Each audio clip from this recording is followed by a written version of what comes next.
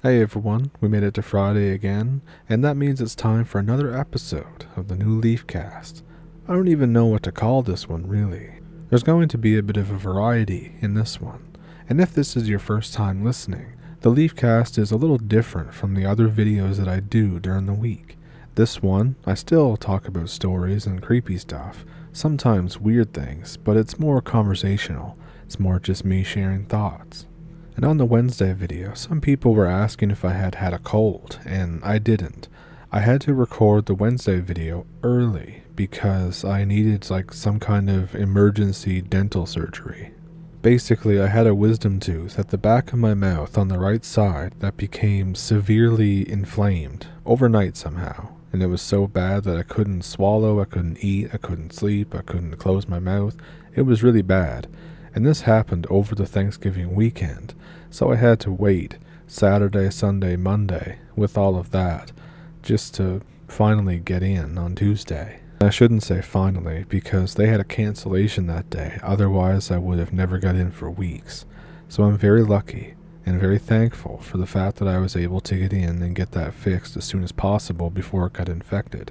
But a long story short, I didn't have a cold, I was just in severe pain for more than 3 days.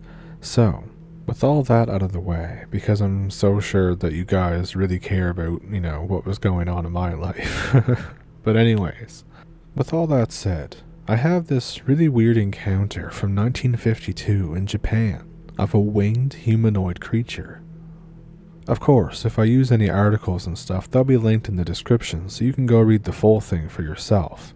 But this one's apparently fairly well known, comparatively to other winged humanoid encounters, I guess. So it was one night in 1952. An Air Force private by the name of Sinclair Taylor had just started his watch at Camp Okubo. This camp is near Kyoto, Japan, and it started off just like pretty much any other night. However, if it stayed that way, it probably wouldn't be a famous encounter like it is. Taylor noticed a flapping noise, and while looking around, alarmed, trying to find out where this was coming from, he looked off into the darkness, and he saw what, at first, he suspected to be a very large bird that was flying toward him. It was framed against the moon and was drawing nearer. As whatever this was got closer and closer, it became very apparent that it wasn't a bird at all. Instead, he said that it was a man-like being, humanoid in form, that it was estimated as being 7 feet tall with a 7-foot wingspan, which was flapping its expansive wings toward him. And then something else happened. He said that it began to just hover in the air near him. Now, depending on the report that you see, sometimes there's a mention of glowing eyes, but it's not really assured if this was in his original report or if it was an embellishment after the fact. Now, like most anybody in this situation, he panicked.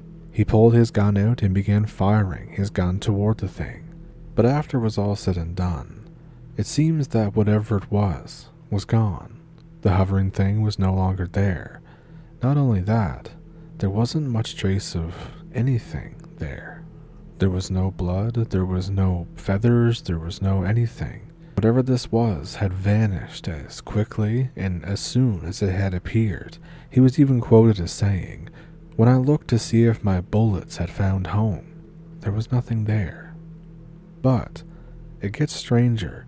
Taylor wasn't the only witness to see whatever that thing was. He reported it to his sergeant, which I think is pretty brave to do, because you can just imagine how that conversation would have went under normal circumstances. "Yeah, I saw a 7-foot tall humanoid figure with wings." You'd probably be put in the funny bin there pretty quickly. But his sergeant told him that another guard had seen what was apparently the same thing a year prior. Taylor did not know of this other sighting, and he had no contact with the other eyewitness. The descriptions of the creature were quite similar, and not only that, other people in the vicinity of Camp Okubo and residents in the area had reported seeing what they believed to be giant birds, strange lingering lights in the sky as well. It seems that other high strangeness followed the sightings of this humanoid creature. Now, for a lot of people, when they hear a winged humanoid creature, your mind kind of goes to Mothman. Or, I mean, for some people, it's going to go to "you're crazy," which is why, like I said, I think it's pretty brave of him to even tell anybody about this. And it also says that all of these sightings and high strangeness kind of started at some point and then ended abruptly 2 years later, almost as abruptly as they started. So what do you think exactly was going on here? Do you think it was the Mothman? Do you think that it was something different? Because he said that his bullets didn't really seem to do anything to it. Now for me, I would have to ask, if your bullets are doing nothing to it, then is it even like a natural being? Is it even from here? Which, given that the lights in the sky and everything else, the giant birds, I would say not. I don't want to say high strangeness is strange, but that's pretty much the thought that came into my head. It's so weird how abruptly you can see UFOs, lights in the sky, Mothman, Bigfoot, aliens in the woods, like weird lights and stuff, and then all of a sudden it's just gone. All at once. You really gotta wonder, like, what the hell's going on there? And you can also understand why some people just go completely batshit crazy in that short period of time. Because a lot of people, with the stress of life and stuff, they're already kind of operating at a high stress level. And then with some people, something like that can just push them right over the edge. And there seems to be a thing with the whole phenomenon of high strangeness. It seems that the more you seek it out and the more you look into it, it kind of looks into you as well. And things will start to happen to you that I would say would normally be things that you don't even really consider as being real. I've read stories of some people having a sighting that starts with a winged humanoid creature, and then all of a sudden they start seeing Bigfoot around their house, and then all of a sudden they have a spirit attachment, and none of these things seem related. That's why I guess we call it high strangeness, because it's just really weird. But I have another one. Not really a winged humanoid creature, but it's something with wings. Now the reason why I'm being just a little bit ambiguous at this moment is because as soon as I say where it is, you're going to know exactly what this person saw. So of course I will link this in the description, and the first thing the guy says is that generally he would never tell this story. He would never tell any stories like this because of his upbringing. His father was a military guy, very no-nonsense, very ghosts aren't real, high strangeness isn't real, everything can be explained type of person, and didn't really have time for it whenever his kids would do such things either. So, he says, as I was about 14 at the time, I was involved in the Boy Scouts. I was one of the older boys in the troop, and I knew that I had to conduct myself as one. I had a love of fishing, and my world revolved around it. The area where we camped at was way out in the Pine Barrens of New Jersey. Of course, there were stories of this devil-like creature that haunted the Barrens, but that's all it was a story. We set up our camps and established what duties needed to be assigned to who and when. After all the initial setups and assignments were established, it was time to knock out the half-mile trek or so to the river to fish. I had no duties to attend to that night, so my intentions were to pull an all-nighter of fishing. I had a couple younger scouts with me until just about dark, when they decided that campfires and s'mores is what was more important to them. I was expecting scare tactics and such. No camp out is complete without them. My father was an avid outdoors lover and had taught me everything that he felt was needed to know about being in the outdoors, from tracking to identifying of wildlife by calls and other sounds. Growing up in Washington, my father had taught me how to discern size differences by sounds, so I would know the differences between squirrels and other small animals from larger animals such as foxes and bears. It was a couple hours after dark, and I decided that an all-nighter wasn't going to cut it, and besides, I was bored and hungry. I knew that my eyes were completely adjusted to the dark. The trail was visible in the sandy dirt going back to camp. I knew I wasn't too far from camp because I could hear the other boys back in camp in the distance. I had no fear at this time because there was nothing to fear. As I continued down the trail toward our camp, I could hear a sound that I was not familiar with. I assumed that it was the wind or something making this groaning-like sound in the trees. I was still not scared in the least. I kept going, thinking that I'd have some ammo for my own scary stories, until I smelled something that didn't jive with the smells that I was used to smelling there. The farther I walked, the stronger it got, until I came around a turn in the path, almost completely on top of it. At first, I thought that I had made a wrong turn, and that this screwed-up looking dead tree was in my way. I stared at it for a second, thinking that I saw it move, but I knew I had to be mistaken. I thought, what in the world stinks like that? I was thinking this until I saw this tree move, only slightly outwards, like it was getting wider. And then I thought, enough of this silly crap, let me find the right trail. I turned on my flashlight. It took a millisecond for me to register what I was seeing, and then a little longer for me to do a double take and to make sure that I was seeing what was standing right in front of me. This tree was not a tree, but a hideous looking cross between what looked like a rearing horse or a donkey and what looked like a glider on its back.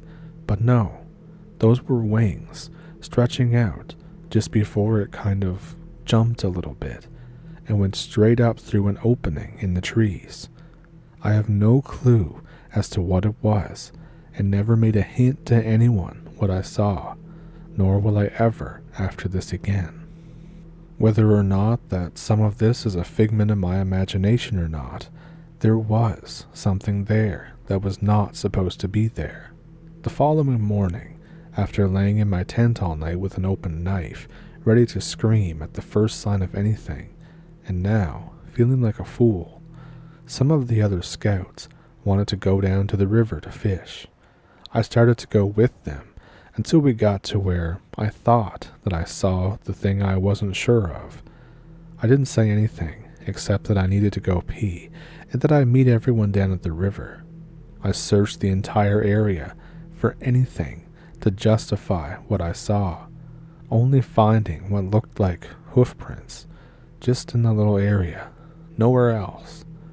I asked the scoutmaster if we were going to have a horsemanship merit badge training, or just rides, if anyone was out there with horses, only to be told that we were the only ones out there that weekend. I have never returned there, nor have I ever told that story, and I probably never will again. So it's been a while since I've really read or found or even came across any kind of sighting of the Jersey Devil, so I had to include this one. Now, as I said in other videos and for the past years, that I live in the woods myself, and I've been in the woods at night, and I've seen weird things and all that, but I've never seen anything like this. I mean, of course, I don't live in New Jersey Pine Barrens either, but I've never seen anything remotely close to that, so I can only imagine what it would be like to see it. I figured that if you lived in the area and maybe you had heard stories and then seen it, you'd probably be a little more equipped than someone like me just, crashing through the woods at night and then come across this thing in front of me. I probably wouldn't know what to do, probably fight or flight, but if I didn't have any weapons, I'd be like, well, shit, this probably isn't going to end well. And even if I did have a weapon, I just want to scare it off because I wouldn't really want to kill it because, it's not really hurting me or anything, but I'm just kind of rambling about it and random thoughts. It would be crazy to see the Jersey Devil, especially with how big some of the reports say it is. Just wild. And speaking of absolutely wild, I have this other story. I think it's from just a few days ago, and it was posted by the Mirror. so I don't know how reliable the mirror is, but the headline is something that I just had to cover. It says, King Charles once piloted a prototype UFO in Canada, a diver claims. So already, there's a lot of bizarre things going on here, but I'm here for it. It's got Canada, I'm in. UFOs, I'm in. So a Canadian diver by the name of Dan Costello maintained that he had seen Charles, who was still the Prince of Wales at the time, controlling a strange disc-shaped craft, and he was alongside two other pilots, and this was in Nova Scotia, which isn't that far from where I live. The object was clearly some kind of prototype. It was described as UFO-esque, and was said to have produced a bluish, ionic flame, which left the ground singed underneath. Apparently the king was invited to pilot the vehicle, which was part of something called Project Serpico, while he was serving in the Royal Navy as a helicopter pilot.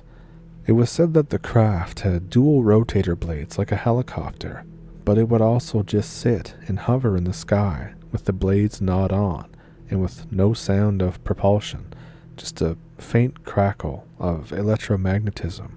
This is what Costello said. I don't think it was extraterrestrial, but it might be technology developed by Nikola Tesla, who had a facility here, and now it was being used by the US, Canada, and British military. Now, I find that to be completely wild. I mean, it wouldn't surprise me. I've heard weird stories like this before. I think I heard one that said that an alien posed as Richard Nixon in the 90s, which I don't remember where I heard that. If I ever see that one again, I'm definitely having it in some kind of podcast or a video, because it was crazy as well. But this particular encounter, case, sighting, whatever you want to call it, if true, does ask the question, how much of UFOs that we see are actually extraterrestrial, if any? You know, I know a lot of people who have seen aliens and stuff, so obviously I think that there's something out there. Whether it be demonic or actually extraterrestrial, it's hard to say. A lot of these things tend to blur the lines, which I think is part of the strategy. It's to confuse us and maybe do Lord knows what.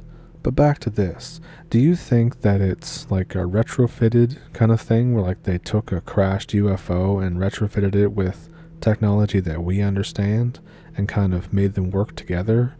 Or do you think that it's actually a man-made craft that can just do this? I'm not sure how long ago this is supposed to have happened, but either way, it really gives you a lot to think about. I don't remember what to call them, but there are like theories and stories about other civilizations, I guess, that have developed technology different than us, but they still live here on Earth. They're just kind of hidden. Could this technology be something like that, and King Charles was able to do it because of his status? Or do you think that it's something totally different? Let me know what you think down in the comments. And if any of these stuck out to you, let me know which one. And if you have one of your own, then I have an email in the description that you can send it to. And there's also the PayPal and a Patreon down there if you'd like to support the channel that way. And with that, I think I will see you on Sunday. I hope you enjoyed this episode, and if you did, then please like and subscribe, and maybe consider checking out some of the other videos. And my cat is staring at me, so I think it's time for her to eat, and for me to eat too. So, make sure you be nice to yourself, and make sure to follow the 3 H's of the channel: happy, healthy, and hydrated. And I'll see you Sunday. Thank you for pulling up a stump, and thank you for watching.